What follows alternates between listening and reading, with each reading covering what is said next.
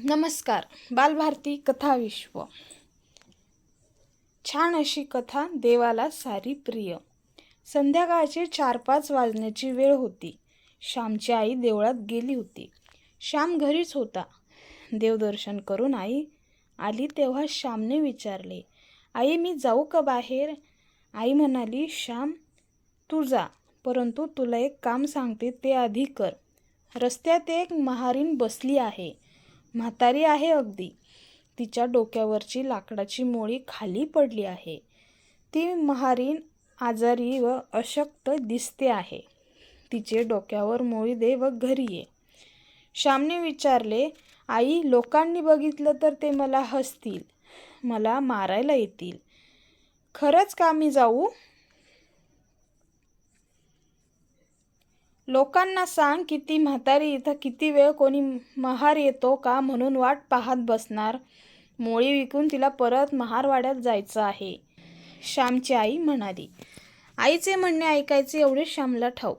तो गेला. त्याने त्या म्हातारीला विचारले, का ग डोक्यावर का द्यायला हवी आहे मोळी? मी देतो असे म्हणून श्याम एकीकडून मोळी उचलू लागला. नको रे दादा, तुम्ही बामण, कोणी पाहिलं तर मारतील मला. ती गयावया करून विनवू लागली, पण श्यामने तिच्या डोक्यावर मोळी चढवली. अरे श्याम, ती महारीण ना? अरे तिला शिवलास काय? श्रीधर भट्ट कोठूनसे अकस्मात उगवले व श्यामला बोलू लागले. त्याचा शब्द ऐकून शेजारच्या घरात ओसरीवर बसलेले दुसरेही लोक बाहेर आले व श्यामला बोलू लागले. श्याम त्यांना म्हणाला, ती म्हातारी किती वेळ थांबेल? काळोख होईल तिला जायला. नदीतून जायचं आहे तिला. श्याम घरी आला.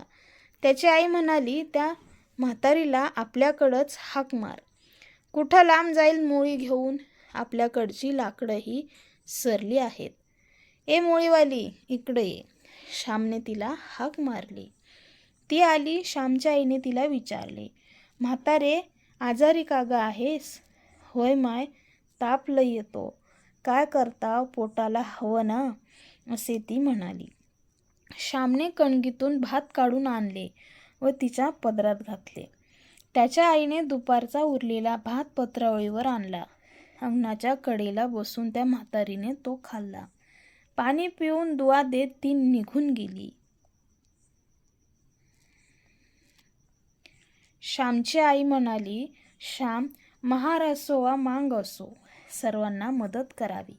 देवाला सारी प्रिय आहेत, कारण सारी त्याचीच लेकरे आहेत. तू माझा म्हणून मला आवडतोस, तशी आपण सारी देवाची म्हणून सारी त्याला आवडतात. मला आवडेल ते तू करतोस, त्याप्रमाणे देवाला आवडेल ते करण्याचा आपण प्रयत्न केला पाहिजे. देवाला सारी प्रिय. श्यामची ही छान अशी कथा, छान असा धडा.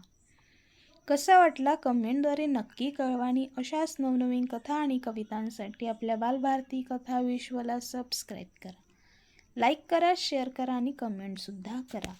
धन्यवाद.